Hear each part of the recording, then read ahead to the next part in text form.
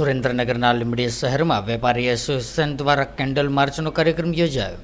લીંબડી વેપારી એસોસિએશન તથા સામાજિક આગેવાનો દ્વારા રાજકવિ ચોકથી ગ્રીન ચોક સુધી કેન્ડલ માર્ચ યોજાઈ હતી।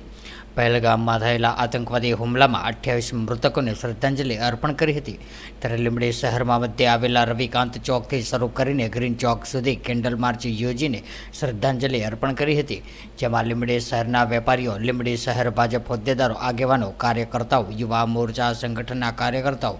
આ કેન્ડલ માર્ચમાં યોજાયા હતા અને મીણબત્તી પ્રગટાવીને શ્રદ્ધાંજલિ અર્પણ કરી હતી। તાજેતરમાં કાશ્મીર પહેલગામ ખાતે જે પ્રવાસીઓ એમના પરિવાર સાથે આનંદ પ્રમોદ કરવા માટે ગયા હતા, એમના માટે તે દિવસનો પ્રવાસ ગોઝારો પ્રવાસ બની ચૂક્યો છે અને કંઈક પિતાએ એના પુત્રને ગુમાવ્યા છે, કંઈક પત્ની અને બાળકોએ એના પતિને ગુમાવ્યા છે અને આ એક એવી સાજિશથી હુમલો કરવામાં આવે છે કે દેશની શાંતિને ખતરો પેદા થાય એ રીતે જે હુમલો થયો છે અને લીંબડી વેપારી સમગ્ર ભારત નહીં પરંતુ આખા વિશ્વમાં પણ આની સખત ટીકા કરવામાં આવેલી છે અને આપણા કેન્દ્ર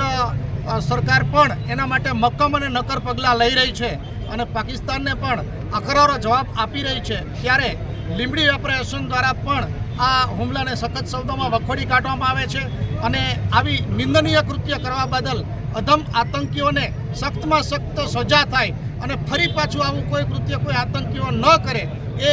નેમ સાથે આપણો દેશ અખંડ દેશ છે અને સર્વભૌમને વળેલો દેશ છે। એ દેશની અખંડતાને કોઈ ચેલેન્જ કરે તો એ આ દેશ નહીં ચલાવી લે એવી શુભ ભાવના સાથે આજે ફરી પાછો આવો હુમલો ન થાય અને દેશની અંદર એક એવો સંદેશ જાય એવા માધ્યમથી, એવા આશયથી આપણે જ્યારે આ પરિવારને શ્રદ્ધાંજલિ આપવા માટે આજે લીંબડી વેપારી એસોસિએશન દ્વારા કેન્ડલ માર્ચનું આયોજન કરેલું અને લીંબડીમાં તમામ નાગરિકો, વેપારીઓ અને સમગ્ર અગ્રેસરો, વિવિધ જ્ઞાતિના અગ્રેસરો એક થઈ અને આ કેન્ડલ માર્ચમાં જોડાયેલ છે એ બદલ હું લીંબડી વેપારી એસોસિએશન તરફથી એમનો હૃદયપૂર્વક આભાર વ્યક્ત કરું છું અને આ હુમલાને સખ્ત શબ્દોમાં વખોડી કાઢું છું। અસ્તુ ભારત માતા।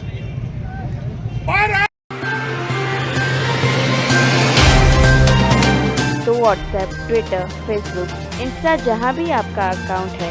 इसे शेयर बटन के द्वारा वहाँ पर शेयर करें।